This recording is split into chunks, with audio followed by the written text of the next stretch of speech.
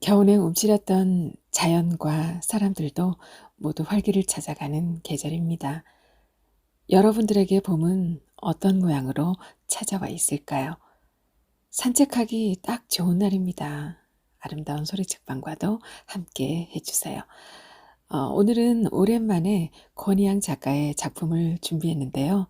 제11회 현진건 문학상 수상작인 모든 것은 레겐다에 있다입니다. 29년간의 엑스트라 생활에서 1750번의 죽음 연기를 한 엑스트라 배우를 소설 속에서 따라가 볼까요? 함께 들어보시죠.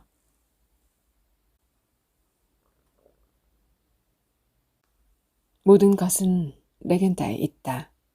권이향.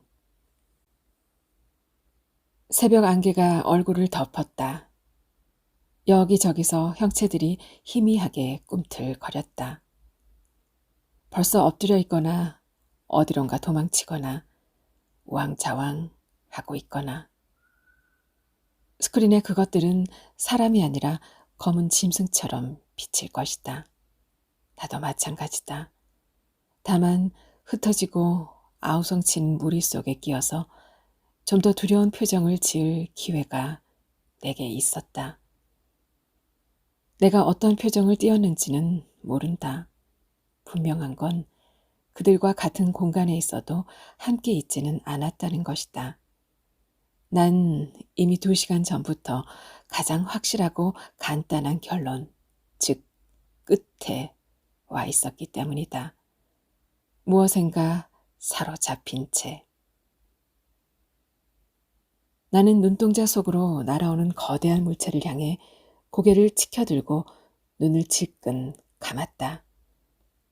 컷 소리가 울렸음에도 아무 소리도 듣지 못했고 정말 끝이구나 하는 것을 느꼈을 뿐이다. 다시 감독의 외침이 있고서야 나는 바닥에 주저앉았다. 저 친구 누구지? 굉장하네. 사람들이 몰려들고도 난 거친 숨을 진정시키지 못했다. 지구의 종말 장면을 마주한 내 연기를 두고 한마디씩 했다.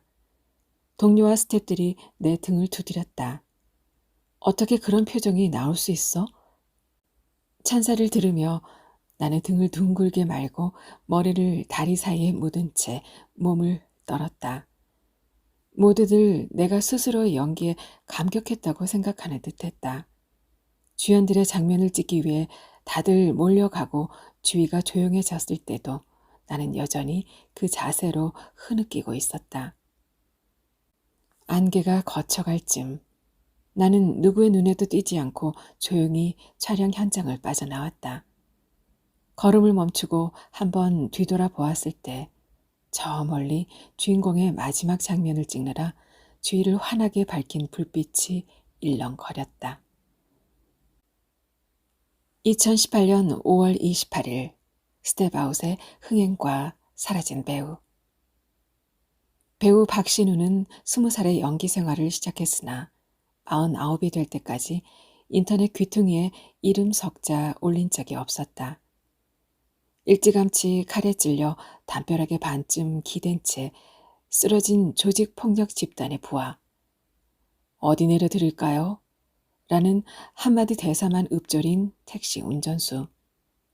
이른 아침 그룹 회장의 저택 대문 앞에서 자동차 보닛 위를 기름 걸레질하며 식소를 거느리고 마당을 가로질러 걸어 나오는 회장을 기다렸다가 90도 각도로 깎듯이 인사하는 기사. 그는 엑스트라에 불과했다. 대략 1750번 죽었고 830번 총에 맞았고 690번 칼에 베이거나 몽둥이로 얻어맞은 경력을 갖고 있었다. 그러다 보니 오랜 연기 생활에도 불구하고 대사의 경험이 별로 없었기 때문에 한마디 대사에도 너무 정색을 해서 자연스럽지 못하다는 지적을 받았다. 그러나 그에게는 특징이 하나 있었다. 고개를 숙일 때 그 각도가 앞에 선 상대에게 우월감을 심어주거나 상대를 돋보이게 알맞은 딱 그 자세였다는 점이다. 구부러진 등이 영락없이 존경과 아부와 필요에 따라선 연민의 느낌까지 제대로 보여주는 걸로 봐서는 타고난 천성이나 먹고 사는 일의 절박함 때문일 거라고 함께 일했던 동료들은 기억하고 있다. 사실 그를 기억하고 있는 연기자는 거의 없었지만 카메라맨이나 연출가들은 그의 쓸모있는 등을 기억해 두었다가 다시 찾곤 했다. 어느 카메라맨은 이렇게 말했다. 글쎄요. 그는 참 야릇한 느낌을 주는 등을 가졌는데 좀 가볍게 기억하는 이들은 그를 이름 대신 절박한 등짝이나 타고난 각도로 부르기도 했죠. 저는 방금 생각난 건데 왠지 비린 등이라는 생각이 드는군요. 말해놓고 보니까 썩 어울리는 것 같기도 하네요. 사실 그가 있을 때는 그나마 생각해보지 않았지만 말입니다. 그는 자신도 레드카펫을 걸어볼 수 있다면 좋겠지만 그냥 자신이 레드카펫이 되어 젊고 아름다운 남녀 주인공의 반짝이는 하이힐 뒷굽에 밟혀도 나쁘지 않다고 동료 조연들에게 말하던 남자였다.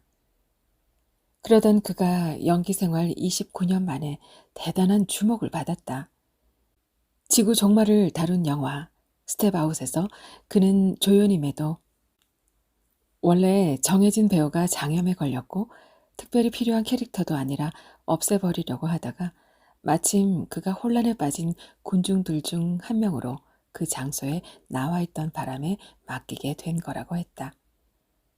믿을 수 없는 연기를 펼쳐 주인공보다도 더한 환호와 찬사를 받았다. 거대한 우주 쓰레기가 지구를 덮쳐오는 장면에서 박신우는 연기가 아니라 마치 실제로 종말을 맞는 마지막 지구인 같은 표정으로 관객을 전율하게 만들었다. 개봉 20일 만에 관객 수 100만을 끌어모은 스텝아웃은 한국 영화 중 보기 드문 흥행을 이어갈 것이라고 관계자들은 내다보고 있다. 그러나 그는 석 달째 행방이 묘연하다. 오랜 무명 생활을 끝내고 연기 인생의 전성기를 맞게 되기를 기대하는 팬들의 응원이 빗발치고 있다. 이름 없는 아웃사이드였던 박신우에게 황금 같은 기회가 찾아온 듯 보이나 정작 그는 일체 연락이 되지 않고 있다.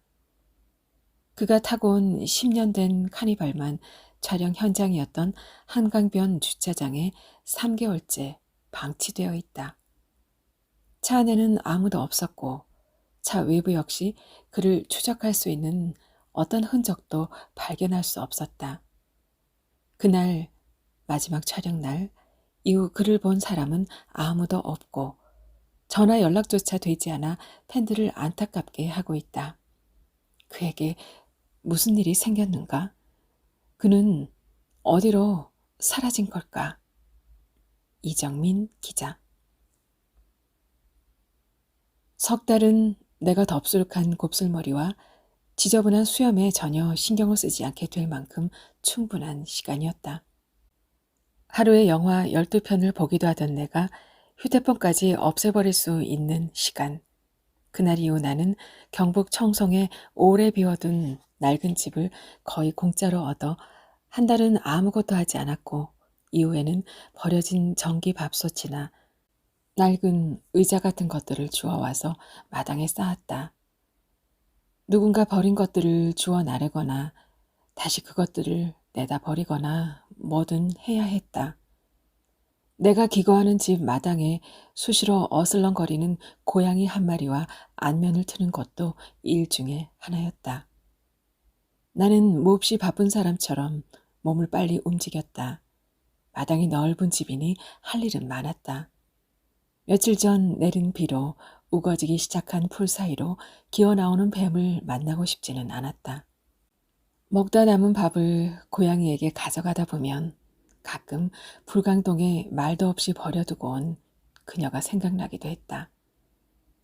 그녀가 보험 설계사로 번 돈을 내가 축내는 생활을 5년이나 해왔으니 그녀로 보면 잘된 일인지도 모른다. 그녀가 거의 강제로 내 보험을 두억에 들어두었는데 그때마다 내 육체가 인질이 된 것처럼 느꼈다. 지금쯤 혼인신고를 하지 않은 나와의 관계를 다행으로 여길까? 아니면 반대일까? 마지막 촬영이 있기 며칠 전, 그날도 이어지는 야간 촬영을 위해 밤 12시가 넘어 한강을 향해 차를 몰았다.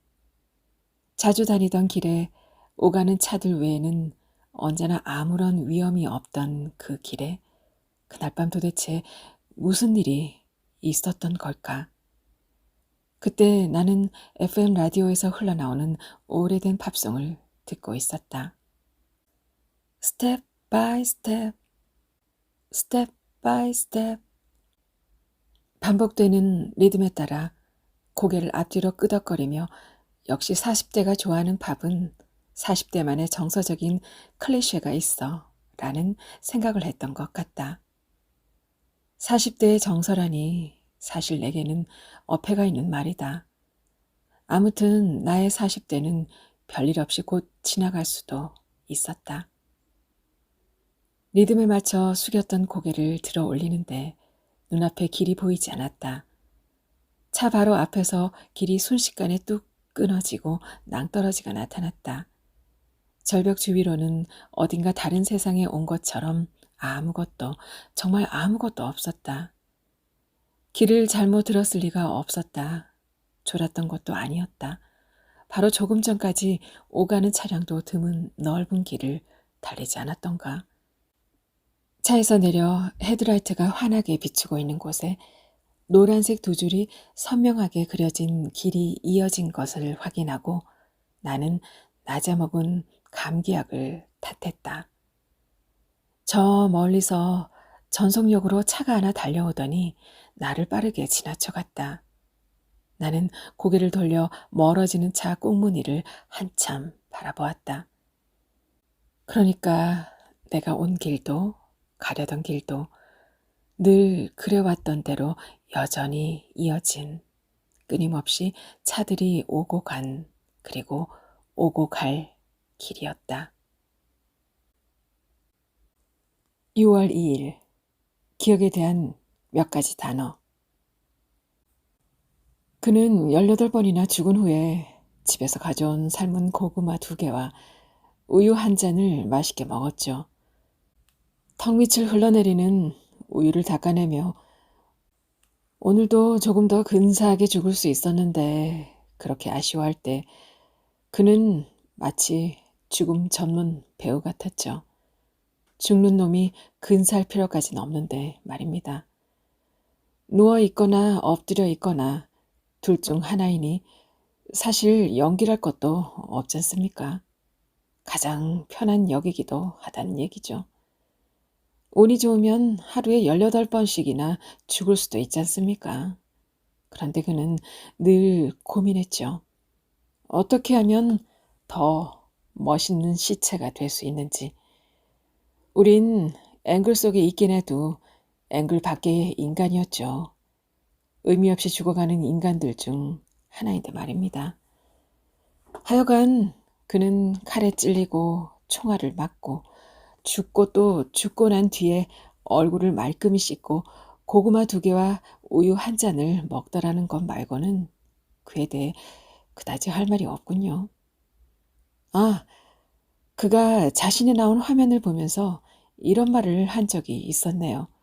저 죽어 널브러진 이름 없는 시체들 중에 몇 개는 불쑥 몸통을 일으키고 바지에 묻은 흙을 툭툭 턴 다음 제 집을 향해 유유히 걸어갈 것만 같다고. 카메라가 주르르 훑고 지나가는 화면을 보면 금방이라도 시체더미 가운데서 누군가 벌떡 일어날까봐 조마조마하다고 했어요. 그래서 혹시 집에서 죽는 연습을 하느냐고 묻자 아, 물론 비꼬는 말이었죠. 그냥 웃더군요. 그는 체격도 성격도 어중간하고 유머 감각도 없어서 다른 사람들이 거칠고 시시껄렁한 농담을 하거나 떠들썩하게 웃으면 둘러앉은 무리 중에 끼어 그저 씩 웃는 걸로 자신이 무리해서 완전히 배제된 사람이 아니라는 걸 보여주는 정도였어요. 얼굴도 자세히 뜯어보면 잘생긴 구석은 있었지만 다른 이로 하여금 자세히 뜯어보게 만드는 특징이 조금도 없었기 때문에 아무도 그를 유심히 살펴보지 않았죠. 심지어 그가 사라진 이후에는 신기하게도 그의 얼굴을 제대로 떠올리는 사람들이 없을 정도였죠. 한마디로 그냥 딱 행인 일이나 병사 이가 어울리는 사람이라고나 할까요? 동료 김영철의 증언. 주원 텔레비전에 함께 일하던 김의 얼굴이 나왔다. 깜짝 놀라 전원 버튼을 누르려고 하는데 그의 입에서 내 이름이 나왔다. 박신우. 진부한 이름처럼 들렸다. 미스터리한 일을 다루고 추적하는 심야 프로그램이었다. 나를 찾고 있는 것이 분명했다. 김은 마치 내가 얼굴 없는 단역 배우로 사는 게 마땅하다는 투였고 어쩌다 운이 좋아 내 표정이 스포트라이트를 받았을 뿐 재능도 외모도 스타하고는 거리가 멀다는 식으로 은근히 나를 비웃고 있는 게 틀림없었다. 그렇게 말할 때 김은 자신도 나와 다를 바 없는 단역 배우라는 것을 잊고 있는 것처럼 보였다. 그러나 젊고 단정한 늘 정의감이 넘치는 주역으로 등장하던 연기자 출신의 MC는 왜 오랜 무명 생활을 씻을 수 있는 두 번 다시 없을 기가 막힌 기회에 내가 사라졌는지 반드시 캐내고야 말겠다는 의지를 보이는 눈빛과 똑똑 부러지는 발음으로 말했다. 주차장에 그냥 두고 온 자동차와 자꾸 오르는 월세에 맞춰 해마다 이사한 단칸방들과 불광동의 그녀와 내가 가입한 보험과 자동차 사고로 같은 날 사망한 부모님 집을 차지하기 위해 오래전에 나를 내친 내 피부치와 간혹 어쩌다 내가 아직 죽지 않고 살아있다는 것을 알릴 정도의 지인들을 상대로 나를 파헤치고 있었다. 그의 등 뒤로 화면을 가득 메우고 있는 것은 흥행에 꽤 성공한 영화 스텝 아웃에 내 얼굴이 나오는 장면이었는데 나도 그때 처음 보게 되었다. 두려움에 가득 찬 눈빛과 떨리는 턱을 그대로 방치한 표정이었다. 내가 봐도 도무지 내 얼굴이라는 게 믿기지 않을 정도의 그야말로 불안과 공포 그 자체였다. 영락없이 세상의 끝을 마주한 얼굴이었다. 다른 이들에겐 그것이 연기였지만 내게는 아니었다. 촬영 현장에 10년을 누비고 다니던 카니발이 화면에 나왔을 때 나는 온몸을 벌벌 떨었다. 차체는 앞에도 뒤에도 멀쩡했다. MC는 자동차에서도 나의 행방을 알려줄 단서가 될 만한 것이 전혀 발견되지 않았다고 말했다. 나는 떨리는 손으로 텔레비전을 껐다. 그리고 코드를 잡아 빼서 마당의 고물들 사이에 던져버렸다. 차가 그렇게 멀쩡할 리가 없었다. 그날 그런 일이 있었는데 어떻게 차가 저렇게 감쪽 같단 말인가. 다음 날 날이 밝자마자 밤새 한숨도 자지 못한 벌건 눈으로 마당에 나왔다. 전날 밤에 던져둔 텔레비전 곁에 작동되지 않을 게 뻔한 믹스기와 가습기 사이로 오래된 다이얼 전화기가 보였다. 낯설었다. 더 이상은 필요하지 않은 물건이지만 그것이 울리기를 간절히 기다렸던 시절도 있었다. 40대의 상투적인 정서까지는 아니라고 해도 삶은 고구마와 우유 한 잔이면 나쁘지 않을 것 같았다. 지금은 내게 전화벨 소리는 결코 가질 수 없는 기대 같은 것이며 방금 붙인 노란색 포스트잇 같은 것이었다. 무심코 전화기 가까이로 오른팔을 뻗었다. 내 오른손이 전화기에 가닿지 않는다는 것을 느꼈다. 몸을 좀 더 굽히고 팔을 길게 내뻗어도 전화기 가까이로 손이 다가가지 않았다. 손이 보이지 않았다. 두어 단 접혀있는 후줄근한 점퍼의 소매자락 아래 팔목 끝에 매달려 있어야 할 거칠고 검게 탄 손이, 좀 전까지 담배를 들고 있었던 손이 없어졌다는 게 말이 되는가. 나는 고개를 갸웃거렸다. 눈을 두어 번 깜빡이고 오른팔을 눈앞까지 치켜들었을 때도 여전히 손이 있던 자리는 텅 비어 있었다. 내 팔은 팔목 근처에서 끝이 나 있어서 심한 화상을 입은 손이 팔목 안으로 말려든 것처럼 보였다. 헛웃음을 지으며 방에 들어와 두어 시간 눈을 감고 누워있다가 다시 눈을 뜨고 팔을 높이 들어 올렸다. 허공에서 흔들리고 있는 팔끝, 손이 달리지 않은 팔끝을 바라보았다. 이 상황이 꿈이나 환상이 아닌 현실이라는 것을 깨달았다. 그리고 갑자기 평생 내게 현실이란 것이 있었던가 하는 생각을 했다. 6월 5일, 위험한 운명적 존재. 박신우의 행방과 관련한 경찰 수사는 여러 조사와 주변의 증언에도 아직은 그럴 만한 내용이 나오지 않고 있다. 어느 문화 비평가는 박신우가 소외받은 대표적인 존재였다고 글을 썼다. 같은 곳을 여러 번 지나도 행인 1이 되었다가 행인 3이 되어도 상관없는 불특정 다수이며 아무 사람, 즉 X였다는 것이다. 시선에서 비껴있는 잊어버려도 무방한 존재라고 했다. 즉 그는 시선의 피해자라는 것이다. 그가 머물렀던 공간도 지나쳤던 길조차도 그가 지나가자마자 곧 그의 모습을 그리고 냄새를 잊을 것이라는 조금은 감상적인 글이었다. 시선의 피해자, 굉장히 설득력 있게 들리는 그 말이 설령 맞다고 하더라도 나는 좀 더 적극적인 판단을 하고자 한다. 몇몇 동료들의 말을 빌면 그의 연기 활동에 큰 애정이 없었지만 의외로 거친 연기를 좋아한 것 같다. 그의 내부 어딘가에 분출하지 못한 폭력성이 숨어있는 듯 보인다. 영화 중앙로역 3번 출구에서는 사람들이 지하도에서 올라오지 못하도록 계단과 엘리베이터 출구를 막고 폭탄을 던져 넣는 역할을 할 때 그가 굉장히 신이 나서 연기를 했다. 광주 항쟁을 다룬 드라마 인스타그램에서도 비슷한 양상을 보인다. 감독이 시키지도 않았는데 살려달라고 도망치는 여자를 그렇게 숨이 턱에 차오르게 뛰지 않아도 되는데 끝까지 쫓아가서 죽이는 장면도 그랬다. 그 두 출연장만 봐도 그는 잔인한 연기를 좋아했고 그럴 때는 연기 상황이라는 것을 잊고 있는 게 아닌가 싶을 정도였다.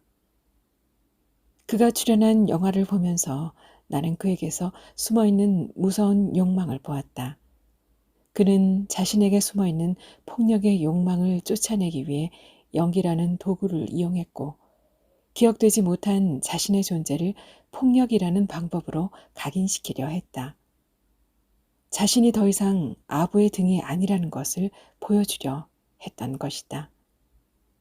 더욱 무서운 것은 사소한 폭력, 영화라는 점, 이 일상 속에 침투해서 잠복된 상태로 우리 삶을 더욱 위태롭게 만든다는 것이다.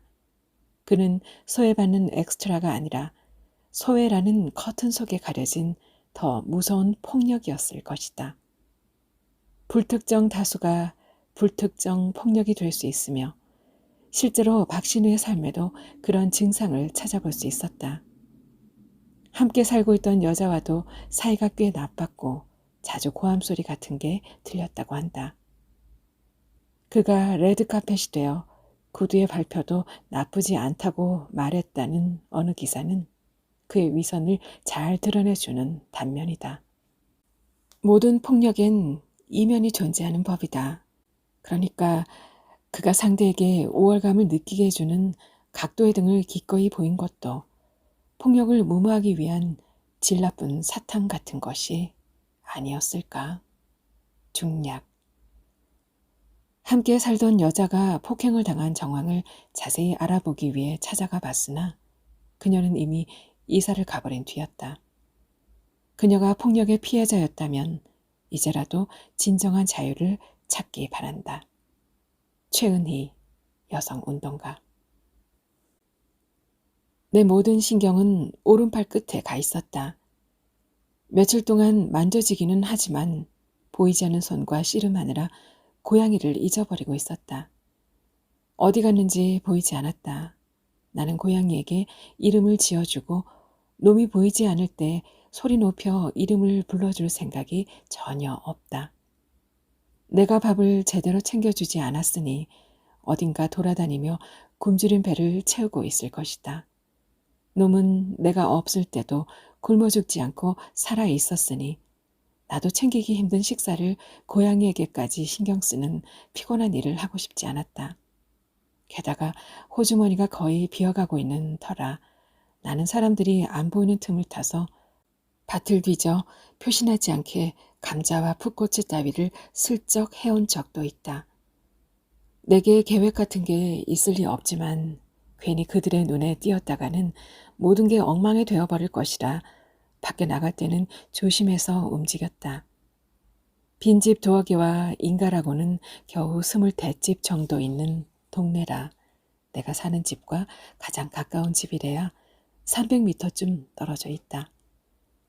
마을 사람들이 내가 있는 마당을 기웃거리며 호기심을 보일 때가 있었지만 나는 그들과 일체 말을 썩지 않았고 되도록 그들 쪽으로 고개를 돌려 내 얼굴을 보여주는 부주의를 범하지 않았다. 보았다고 해도 내 얼굴을 아는 사람은 없을 것이지만 표정을 정돈하고 입을 다물고 있으면 나를 유명하게 만들어준 그 얼굴을 가져와서 내 얼굴과 나란히 놓는다 해도 같은 사람이라는 것을 쉽게 짐작하지 못할 것이다. 나 자신조차 낯선 얼굴이었으니. 보이지 않는 손. 어제는 병원을 가볼까 하는 생각도 들었지만 이런 말도 안 되는 상황을 말이라고 들어줄 의사도 없을 것이고 그나마 정신병원에 처박아 넣지 않으면 다행일 것 같았다. 무엇보다 나는 이미 세상의 끝을 넘어선 사람이었다. 자동차 소리가 들렸을 때 나는 반사적으로 반쯤 무너진 담장 뒤로 몸을 숨겼다. 차문이 열리는 소리가 들렸고 나는 들키지 않게 조심하면서 바깥을 훔쳐보았다. 젊은 남자가 주위를 살피더니 침대 매트리스와 선풍기를 버리고 쏜살같이 차를 몰고 가버렸다. 선풍기를 들고 와 전기를 꽂았지만 날개는 꼼짝도 하지 않았다. 밖에서도 배를 제대로 못 채웠는지 고양이가 슬금슬금 마당으로 들어섰다. 비스듬히 기운 텔레비전 모서리에 엉덩이를 대고 앉은 내 옆으로 다가오더니 야옹 하고 치근하고도 비겁한 소리를 냈다.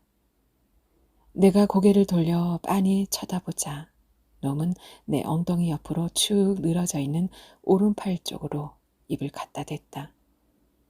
손가락 끝에 간질간질한 고양이 이빨의 감촉이 느껴졌다.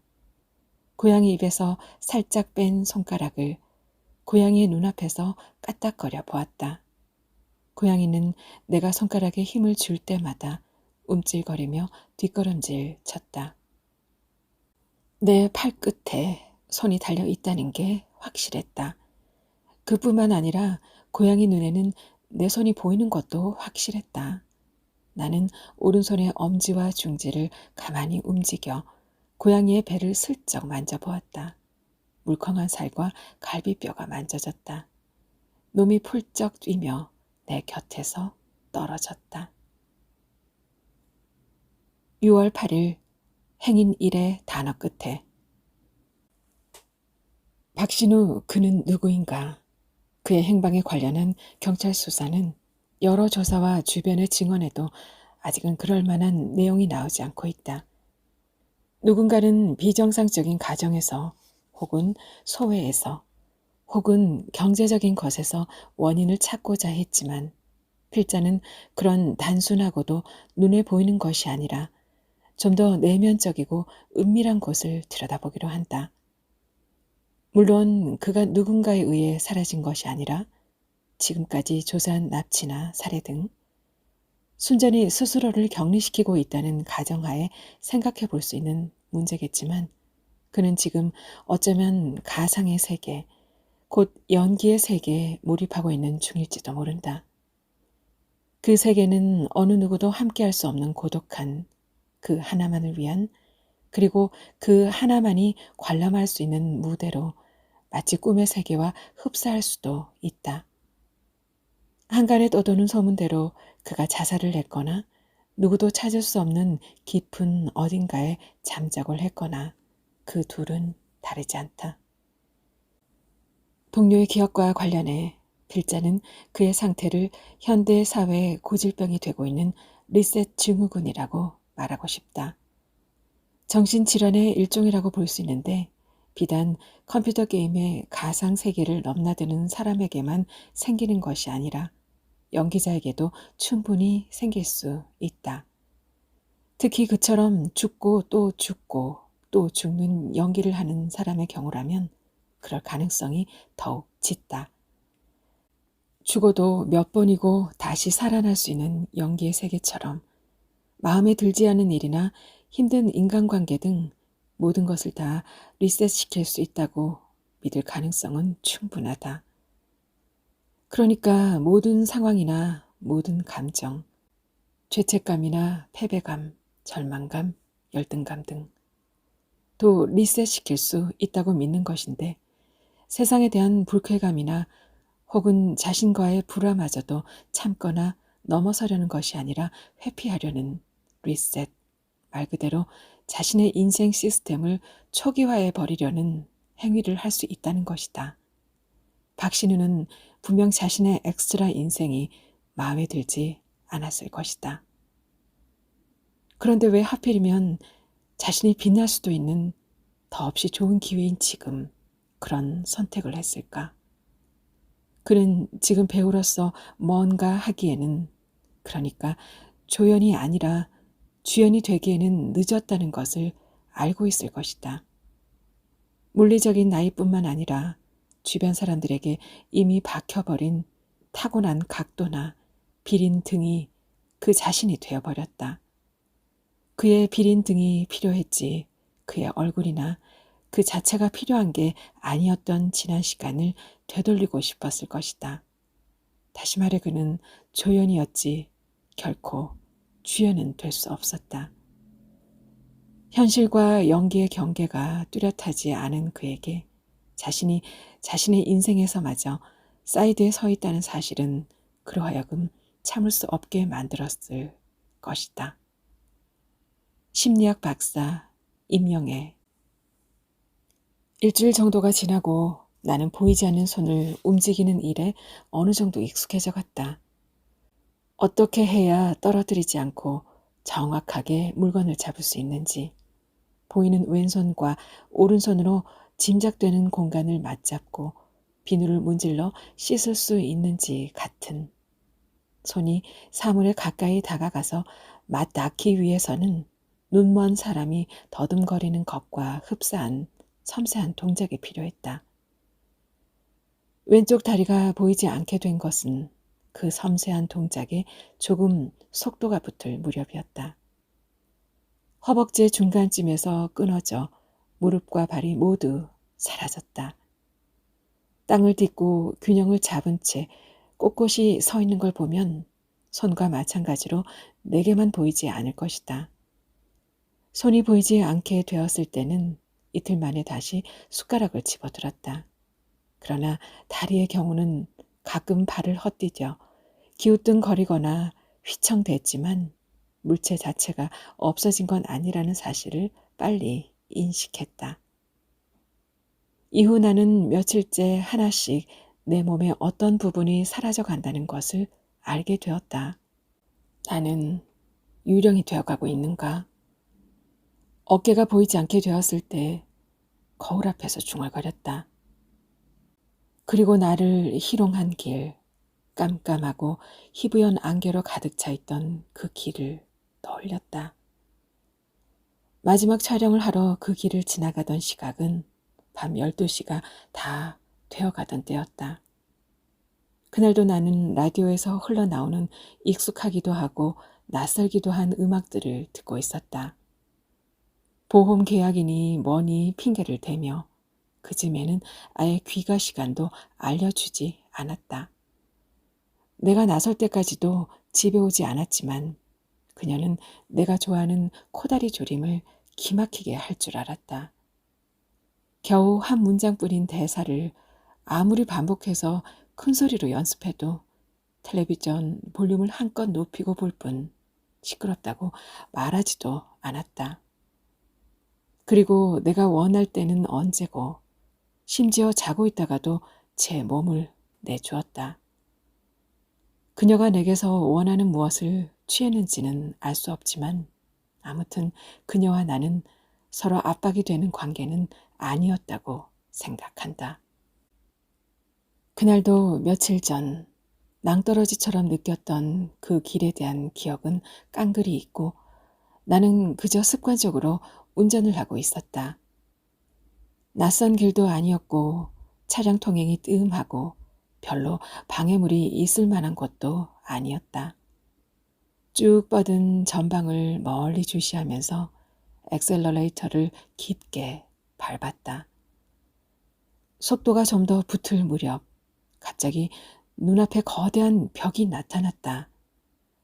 아스팔트가 분수처럼 솟구쳐 오르며 벽이 되어버린 것처럼 보였다.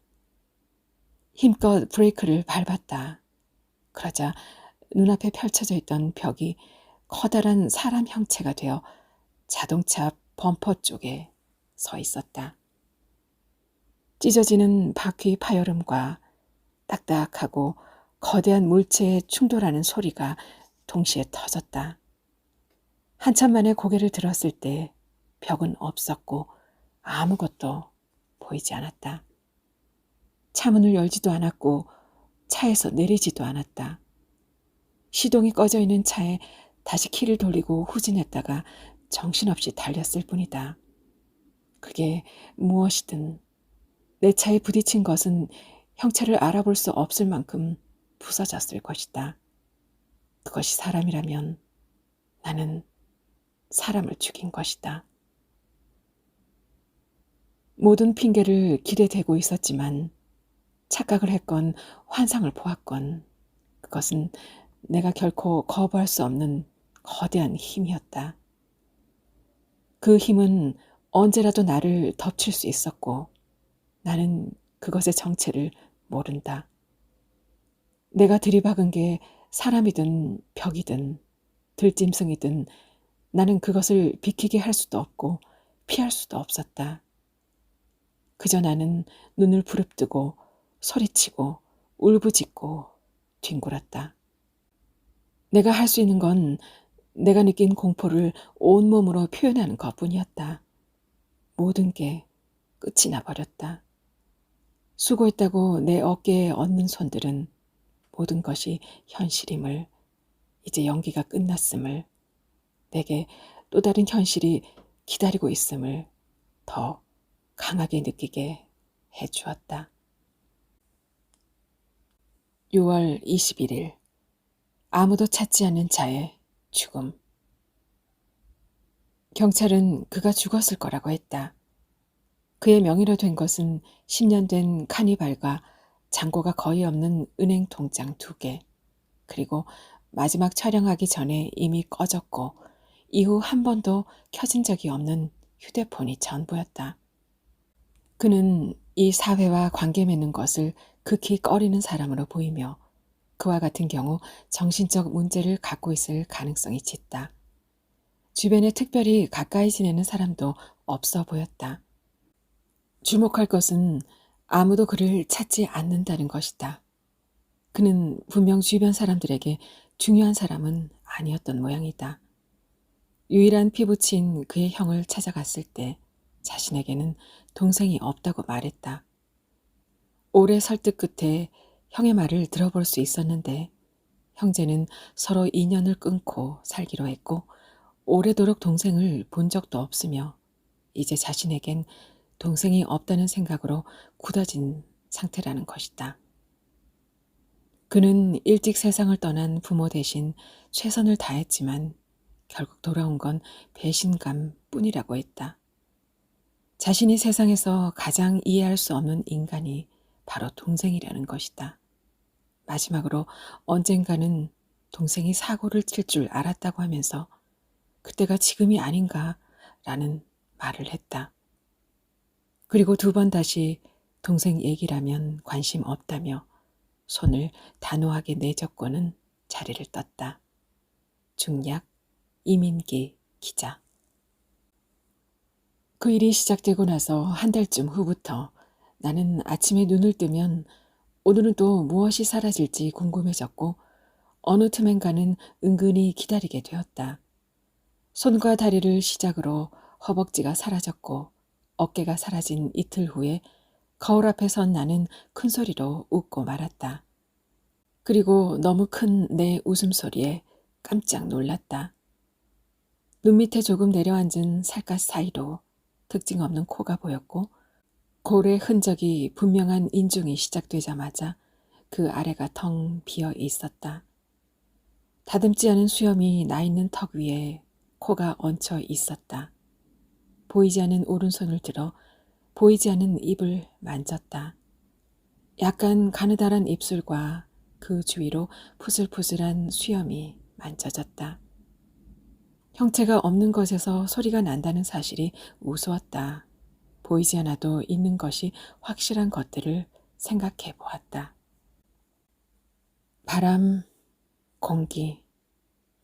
그렇지. 마음도 안 보이지만 있는 거지. 그리고 내 몸들. 나는 거울 앞에서 흐흐흐 웃었다가 입을 크게 벌리고 소리를 냈다가 입을 다물고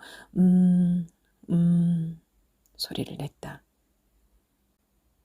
그래, 어디까지 가나 두고 보자. 그렇게 내 몸이 사라져가고 있다는 사실을 받아들이기로 했다. 나는 내 몸을, 아니 몸이 있던 공간을 바라보았다. 내 것이라고 말할 수도 없고 아니라고 말할 수도 없었다. 더러 그곳 여기저기를 더듬어 보다가 물컹한 감촉에 소스라치게 놀라기도 했다. 나는 몸을 뒤로 돌려 거울에 등을 비춰보았다. 등은 사라진 몸들을 대신해서 내 모든 생을 투영한 듯 적당히 구부러진 채 남아 있었다. 이까지 등이야. 어차피 내 눈에는 보이지도 않는 물건인걸. 사라져버린다 해도 그만이지. 보이지 않게 된 내 손과 몸들이 내 의식 밖에서 나와는 전혀 상관없는 또 다른 생을 살고 있는 것 같다는 생각이 문득 들었다. 누군가는 카메라를 들고 누군가는 앵글 속에서 누군가는 추운 어둠 속에서 대기하고 있는 조연들에게 온기가 남아있는 커피를 나눠주고 누군가는 카메라가 비추지 않은 후미진 곳에서 죽은 척 엎드려 있고 누군가는 목적을 다한 수명이든 의미든 애정이든 고물들을 주워 모아 마당에 쌓고 있는 것처럼 내게서 떨어져 나간 보이지 않는 또 다른 내 몸은 내가 전혀 짐작할 수 없는 어떤 시간을 보내고 있을 것 같았다. 거칠고 주름진 손과 편편한 발바닥을 가진 270mm 사이즈의 발과 몇 개는 썩고 몇 개는 누렇게 변한 이를 감추고 종일토록 담은 입과 또 그것들은 어디서 무엇을 하고 있는가? 7월 5일 경찰은 결국 단역 배우 박신우가 자살했다는 결론을 내리고 마지막으로 잠수부를 동원해 한강을 수색하기로 했다. 그의 자동차가 한강 주차장에 있다는 점과 이후 그를 목격하거나 통화를 한 사람이 전혀 없다는 점에 미루어 그가 한강에 빠져 죽었을 것이라고 추리를 했기 때문이다. 수색 이틀 만에 결국 그의 것으로 추정되는 운동화 한 짝을 발견했고 실종 사건이 일어난 지 5개월 만에 모든 수사를 종결지었다. 정확한 이유는 알 수 없지만 가족과 애인에게 버림받았고 30번을 넘게 이사를 한 점 등은 타인과의 불화와 한 곳에 머물지 못하는 그의 기질을 여실히 보여주었다. 안정감의 결여로 인해 발생한 폭력에 대한 강한 욕망, 자신을 향한 것일 수도 있다. 이 삶을 지배하고 있었다. 또한 현실과 가상의 세계를 혼동하는 등 심각한 정신질환을 앓고 있었다. 윤상열 기자. 손으로 시작해 한 달 만에 내 몸이 모두 사라졌다. 등은 마지막까지 남아 버둥거렸다. 마지막 남은 내 육체에 경의를 표하기 위해 온 몸을 비틀자 거울에 비친 내 등은 마구잡이로 뿌려댄 살충제에도 기어코 살아남아 어두운 구멍으로 기어들어가기 위해 안간힘을 쓰는 커다란 벌레처럼 보였다. 나는 오른손을 들어 올려 눈썹쯤으로 짐작되는 지점에 갖다 댔다. 안녕.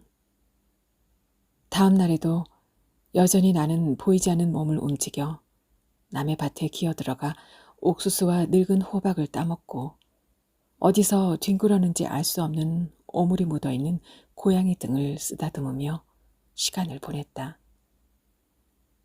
주의하지 않으면 옷을 입거나 신을 신는 것을 잊을 때도 있었다.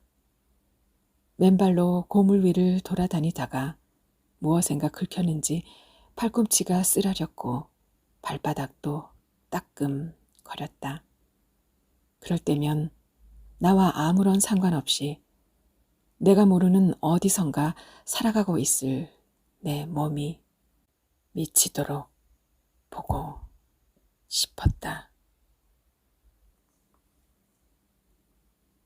권희양 작가의 모든 것은 레겐다에 있다. 함께 들어보셨습니다. 권희양 작가는 2016년 부산일보 신춘문예 단편소설 농담이 아니어도 충분한 밤이 당선되면서 작품 활동을 시작했고요. 2016년 가난한 문장에 매달린 부호의 형태에 관하여로 심훈 문학상, 2019년 모든 것은 레겐다에 있다. 이 작품으로 현진건 문학상 우수상을 수상했습니다. 이 모든 것은 레겐다에 있다는 29년간의 엑스트라 생활에서 1750번 죽는 연기를 한 엑스트라 배우의 실종을 관념적으로 그려냈는데요.